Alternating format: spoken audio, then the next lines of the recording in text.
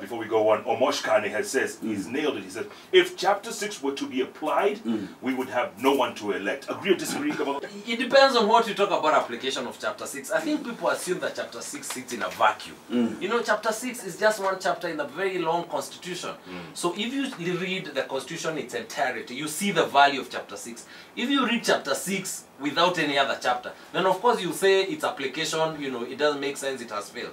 But if you see it in the context of the rest of the Constitution, then it makes sense. And I don't think it's useless. I think it's an important chapter. Parallel tallying. Yes. Is that a dangerous concept? No, and by the way, it's only in Kenya where we like to demonize even things which happen routinely in other jurisdictions. You know, by the way, people parallel tallying.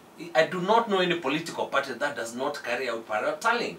Actually, Jeff, I can tell you that the major parties know the results of the elections by the evening of the election because they have agents everywhere. So they get these results. It's only that the concept of parallel tallying we must be careful to not equate that with parallel announcements. You know, because ultimately we want the announcements to be made by the electoral body. Right. But in terms of ensuring that you're doing parallel voter tallying, everybody is entitled. In fact, any prudent political party must carry out parallel voter tallying. It's just the announcing. It's announcing, yeah, it's announcements because you've got to manage announcements carefully.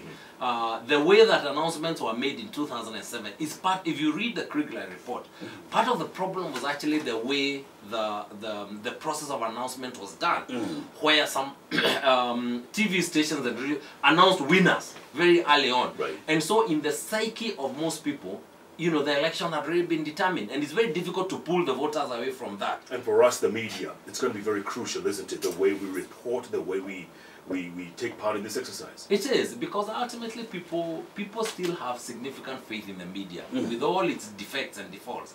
I mean, people still have significant faith. So that faith comes with a lot of responsibility. And so one of the things, of course, the media cannot be complicit if there is fraud happening in an electoral process. But unless that is clear, it is important to follow the rules of engagement that have been agreed upon. Wow. Yeah. Runoff.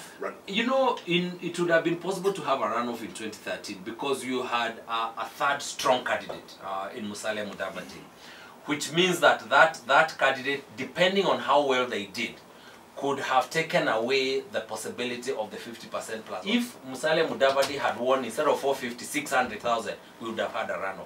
Now, the difference this year is that we have only 2 strong candidates. So I suspect that this election will be determined in round 1. If we had had a third strong candidate, then it's possible, a runoff is possible. This is actually a 2-person race. So the race will most probably be determined. It may be a very small margin, but it will most probably be determined. Presidential candidate, do we need all of them in the debate? Yes, I think there's a place for them to be in the debate. There's a place for them to be in. No. Rephrase. There's a place for them to be in a debate. Yes, a debate. Not the debate. The reason being that is not to dismiss them, right, or you know, to demean them. Sure. Because I mean, I'm sure they come into this sincere, believing they can make a difference for this country. But the reality is that we know the president of Kenya next year is going to be either Uhuru Kenyatta or Raila Odinga. It's not going to be any of the other very good people. So in a sense, we need to hear those two when they are not other people theorizing. We need to listen to the policies of Uhuru Kenyatta, we need to listen to the policies of Raila Odinga and give them sufficient time.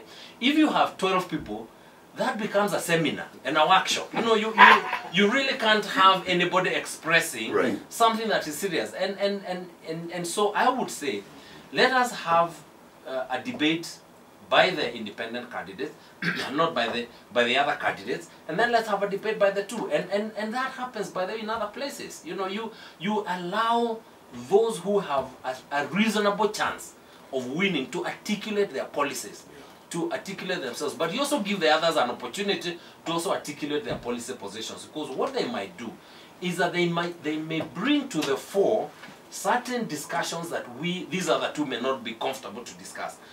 And we could then extract from that discussion issues that you can take to the discussion between the two principal candidates.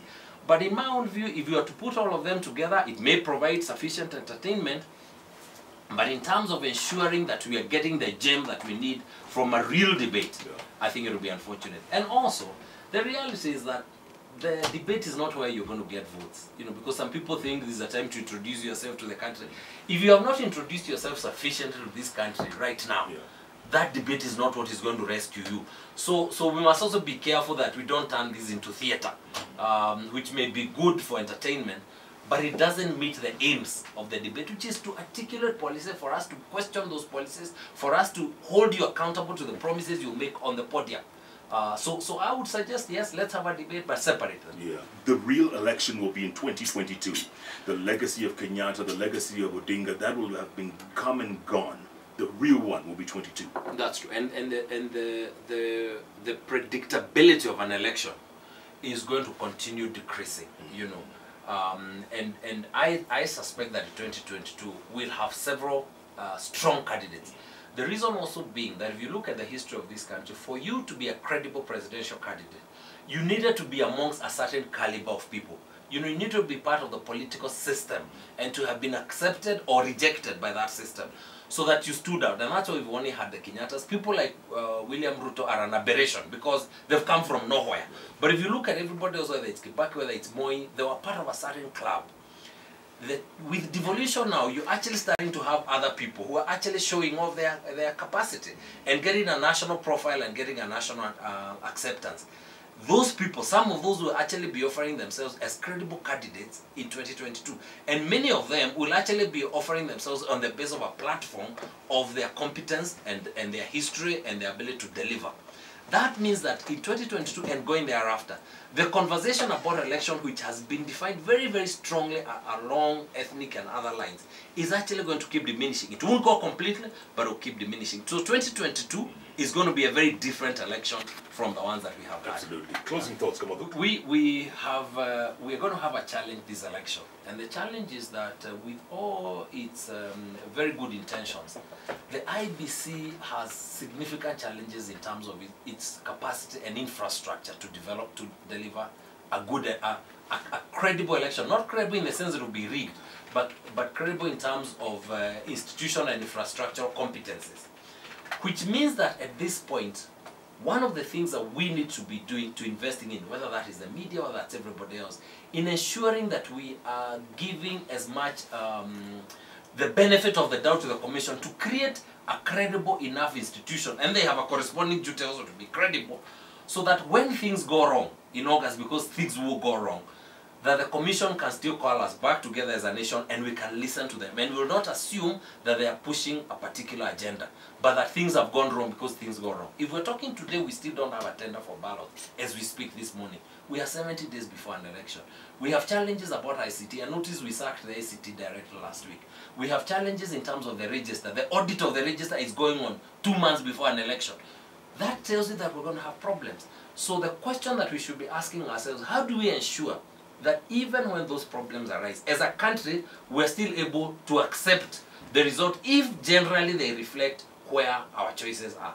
That is going to take civil society, that's going to take media, that's going to take the presidential candidate, that's going to take parties for us to help build credibility in the electoral body.